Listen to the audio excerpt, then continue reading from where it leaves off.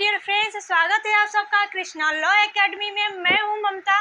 चलिए आज का क्लास स्टार्ट करते हैं।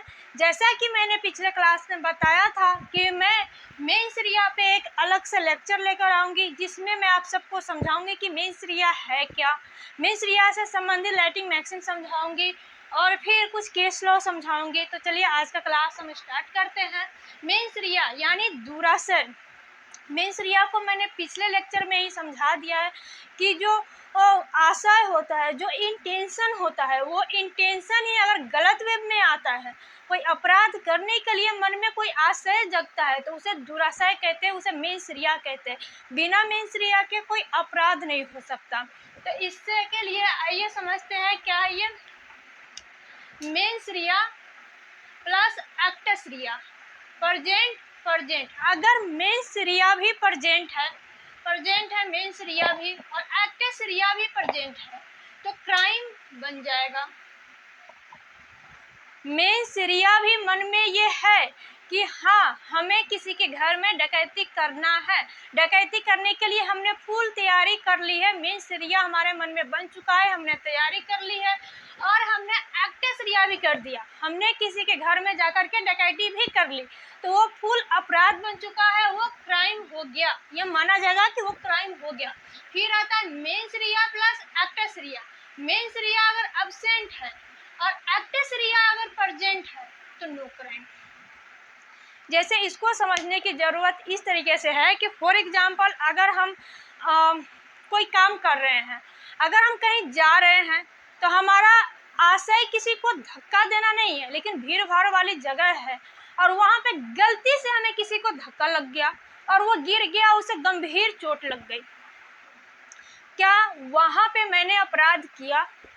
वहाँ पे सबसे पहले ये देखा जाएगा क्या मेरा इंटेंशन जिस व्यक्ति ने गिरा उस व्यक्ति को गिराने का था। यदि था, इंटेंशन था गिराने का, मन में मेंस रिया था, दुराशय था, तो मैंने ये गलती की, मैंने ये अपराध किया, उसे गंभीर चोट पहुंचाने का मैंने अपराध किया। लेकिन अगर मेंस रिया नहीं था, मेरे मन में मेंस रिया नहीं था, ये मेंस रिया अब्सेंट था, लेकिन हमसे एक्टस रिया हो गया, हमसे गलती हो गई, अपराध हो गया, लेकिन आशय नहीं था, चोट धक्का लग भी गया, कोई गिर भी गया, उसे चोट भी लग गई, लेकिन मेरा इंटेंशन उसे गिराने का, उसे चोट लगाने का बिल्कुल भी नहीं था। तो यहाँ पे क्या होगा, मैंने कोई अपराध नहीं किया, मैंने कोई अपराध नहीं किया, क्योंकि मेरा इंटेंशन उसे चोट पहुंचाने का बिल्कुल भी नहीं था। अगर इंटेंशन नहीं था, हमसे गलती से अगर वो एक्ट हो भी गया तो हमने कोई क्राइम नहीं किया। फिर आता है यहाँ मेंस रिया प्लस एक्टस रिया।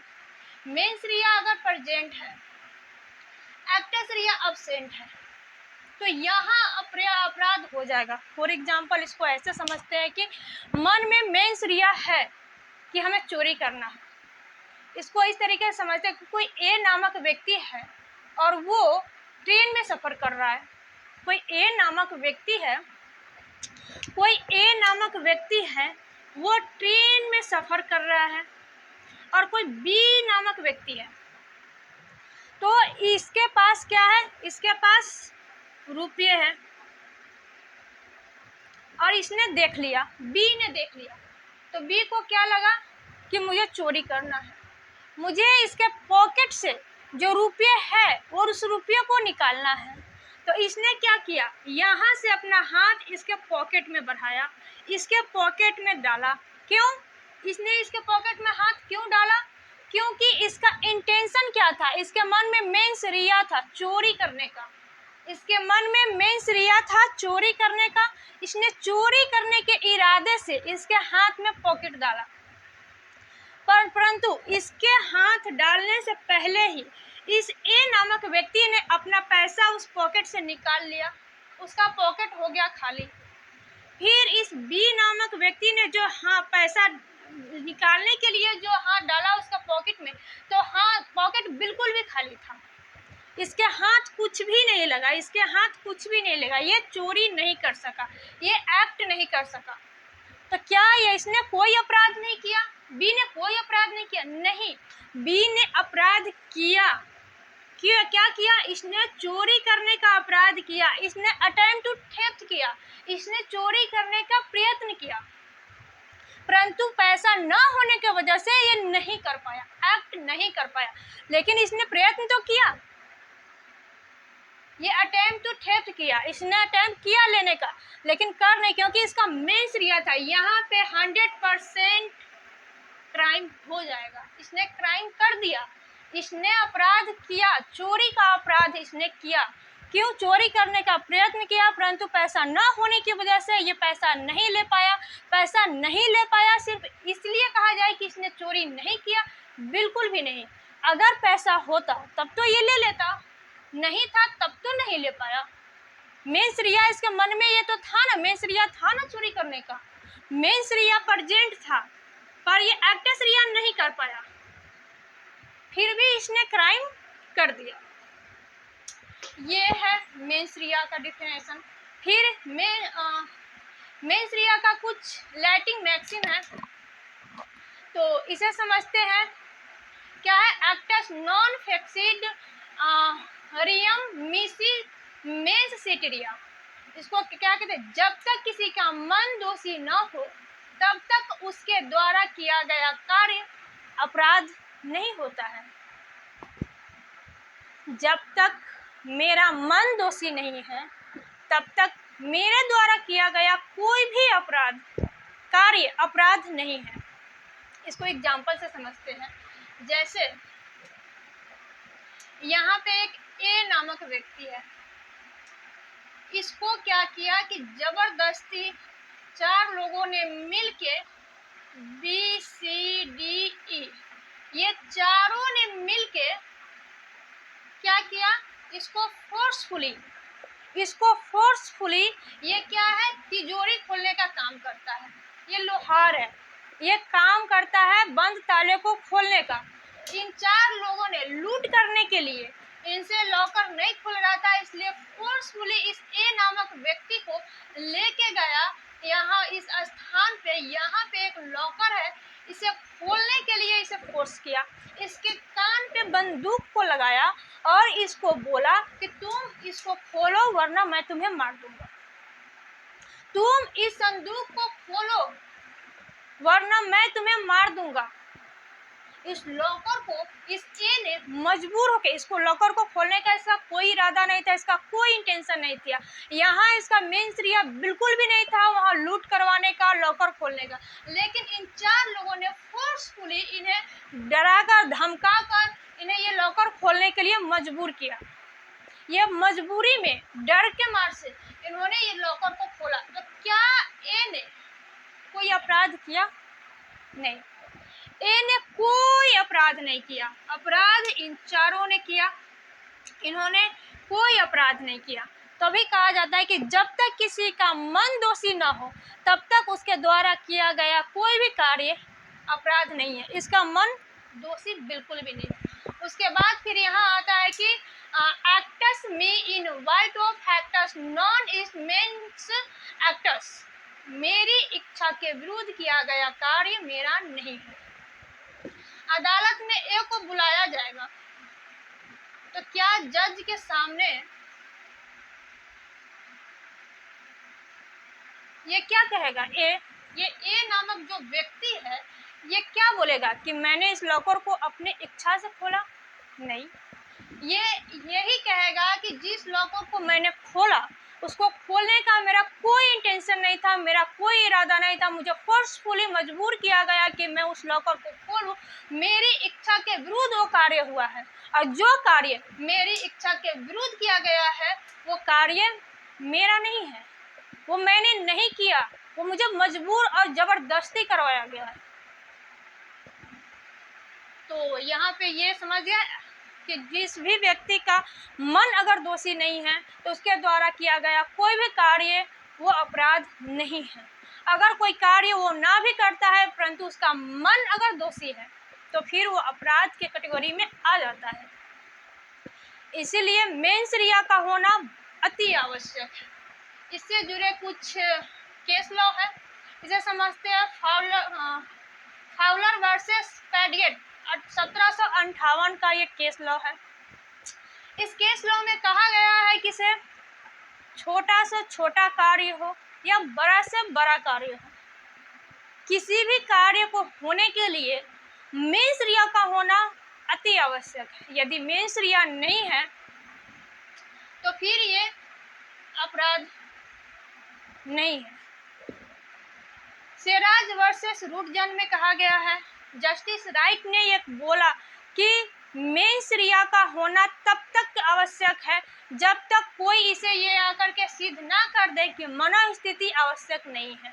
कोई आकर इसे सिद्ध कर दे कि अपराध होने के लिए मनोस्थिति यानी मेंस रिया का होना आवश्यक नहीं है, तो मान लिया जाएगा कि मेंस रिया का होना आवश्यक नहीं है। जब तक ये साबित नहीं किया जाता है तब तक ये माना जाएगा कि मेंस रिया का होना बहुत आवश्यक है। फिर आता है हाउस मिनिस्टर वर्सेस कॉर्पोरेशन 1910। उसके बाद R versus Prince 1875। R versus Prince में बहुत ही ये लैटिन मैक्सिम से जुड़ा हुआ ये केस लॉ है। इसको समझने के लिए बहुत आवश्यक है क्योंकि बहुत पूछा भी जाता है एग्जाम में। ये केस लॉ बहुत पूछा जाता है। ये दोनों ये very very important case law है, आर वर्सेस प्रिंस और क्वीन वर्सेस टॉल्सन। इसका फैक्ट ये है कि आर वर्सेस प्रिंस के केस में प्रिंस नामक एक लड़का होता है जो एक 14 वर्ष की लड़की से प्यार करता है। एक प्रिंस नामक लड़का होता है जो एक 14 वर्ष के लड़की से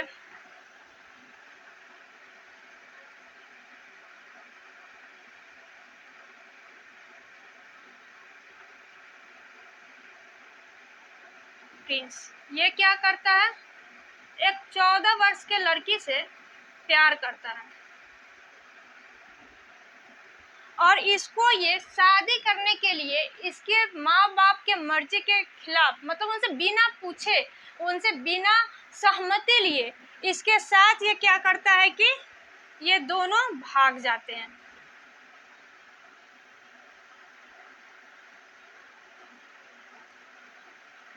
ये दोनों क्या करते हैं, भाग जाते हैं शादी करने के लिए। ये दोनों शादी भी कर लेते हैं। उसके बाद जैसे ही इस लड़की के पिता को खबर लगती है कि मेरी बेटी को ये प्रिंस नामक लड़का भगा के ले गया है, ये केस कर देता है इस पे। ये पिता जो है ये इस पे प्रिंस पे केस कर देता है। किस चीज के लिए, तो किडनैपिंग के लिए। किडनैपिंग का केस कर देता है इस पे कि अपहरण कर लिया मेरी बेटी का। किडनैपिंग का केस करके इसे कोर्ट में हाजिर होने के लिए कहा जाता है। तो यहाँ पे ये बचाव लेता है अपना कि मुझे नहीं पता था कि वो 14 वर्ष की है। कहा जाता है कि से 18 वर्ष से कम कोई भी लड़का हो लड़की हो वो माइनर होता है और किसी भी माइनर व्यक्ति को उसके संरक्षण के, उसके गार्जियन के मर्जी के खिलाफ, बिना उसके गार्जियन के सहमति के एक जगह से दूसरे जगह नहीं ले जा सकते। अगर एक जगह से दूसरे जगह आप उसके गार्जियन के बिना सहमति के ले जाते हैं तो आप उसका किडनैपिंग करते हैं, ये कहा जाता है। इसके पिता ने किडनैपिंग का केस किया कि मैं बिना मेरे सहमति के मेरे माइनर बेटी को भगा कर ले गया, किडनैपिंग करके ले गया। प्रिंस ने अपने बचाव में कहा कि मुझे नहीं पता था कि वो 18 वर्ष से कम की है। मुझे पता था कि वो 18 वर्ष की हो गई है, वो मेच्योर हो गई है। जस्टिस ने इसे ये जजमेंट दिया कि ये मान्य नहीं होगा। घर से भागने से पहले प्रिंस को ये पता करना चाहिए था कि फैक्ट क्या है, क्या वो लड़की 18 वर्ष की हो गई है या नहीं, वो अपने माँ बाप के सहमति से जा रही है या बिना उसके सहमति के जा रहे हैं। क्या शादी करने से, घर से भागने से पहले माँ बाप से राय लेना जरूरी समझा या नहीं समझा। हर एक बात पे प्रिंस को इस बात का ध्यान देना चाहिए था, परंतु उसने नहीं दिया। उसे इस बात का बचाव बिल्कुल भी नहीं मिला। उसे किडनैपिंग के केस में पकड़ लिया गया, उसे सजा भी दी गई। ऐसे भी हमारे लॉ में कहा गया है कि तथ्य के भूल तो क्षम्य है पर विधि के भूल क्षम्य नहीं है। तो ये था कि इसका प्रिंस ने कहा कि मेरा आशय बिल्कुल भी नहीं था, ये मेरा दुराशय नहीं था कि मैं एक माइनर को लेके जा रहा हूँ। मुझे समझ में आया कि 18 वर्ष की है, तो इसमें इसको कोई बचाव नहीं मिला। फिर आता है क्वीन वर्सेस टोल्सन। क्वीन वर्सेस टोल्सन में भी कुछ ऐसा ही मामला है। क्वीन वर्सेस टोल्सन दोनों की शादी हुई। शादी के कुछ वर्ष बाद टोल्सन विदेश चला गया। विदेश में ये 7 साल तक इसकी कोई खबर नहीं आई, इसकी कोई खबर नहीं आई।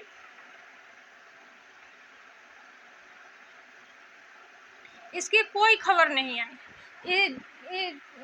क्वीन को लगा कि टोल्सन शायद मर गया है। हमारे लॉ में ये माना गया है कि 7 साल तक किसी भी व्यक्ति का कोई भी खबर नहीं आता है, उसे कोई दूर दूर तक उसके कोई भी पहचान वाले अगर नहीं देख पाते हैं, उसका कहीं से भी कोई नामो निशान सुनने को नहीं मिलता है, कोई खबर नहीं आती है, तो लॉ में क्या कहते हैं, जस्टिस ये मान लेते हैं कि वो व्यक्ति जिसके बारे में वो कोई खबर नहीं है, 7 साल से वो गायब है, वो मर चुका है।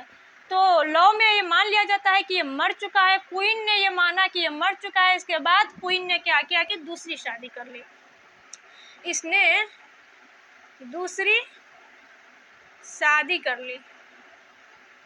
जैसे ही इसने दूसरी शादी की, टोल्सन वापस आ गया। टोल्सन ने क्या किया कि क्वीन पे केस कर दिया बाइगेमी का, द्विविवाह का। इसने कहा कि मेरे होते हुए बिना मुझे डिवोर्स दिए मेरी पत्नी ने दूसरी शादी की है। अपने बचाव में क्वीन ने कहा कि मेरा कोई इंटेंशन नहीं था, मेरा कोई मेंसरिया ऐसा नहीं था कि मैं अपनी बाइगेमी करूं, अपने पति के होते हुए मैं दूसरी शादी करूं। 7 साल तक टोल्सन ने नहीं आया, तो ये मान लिया गया कि से वो जिंदा नहीं है, वो मर चुका है, उसकी कोई खबर नहीं आई। उसे मरा हुआ मान के फिर दूसरी शादी की। यहाँ क्वीन को बचाव मिला। जस्टिस ने कहा कि क्वीन का कोई इंटेंशन नहीं था कि वो बाइगेमी करे। 7 साल तक कोई खबर ना आने की वजह से उसे मरा हुआ मान के उसने दूसरी शादी की, तो यहाँ पे इसकी बचाव हुई। इस तरीके से मेंसरिया में कब बचाव होती है, कब बचाव नहीं होती है, ये आपने समझा और मेंसरिया को अच्छे से मैंने समझाया। मुझे उम्मीद है कि आप सब समझ पाए होंगे, और यदि कुछ नहीं समझ में आया तो आप हमें कमेंट्स में बताइए, मैं इसे समझाने की कोशिश करूंगी। केस लॉ में कहीं पे कोई फैक्ट समझने में दिक्कत है तो आप हमें बताइए, मैं फिर से केस लॉ को एक अलग से लेक्चर रख के अच्छे से पूरा फैक्ट के साथ मैं आपको समझाऊंगी। तो आज के केस क्लास में इतना ही। मिलते हैं फिर नेक्स्ट वीडियो में। Thank you.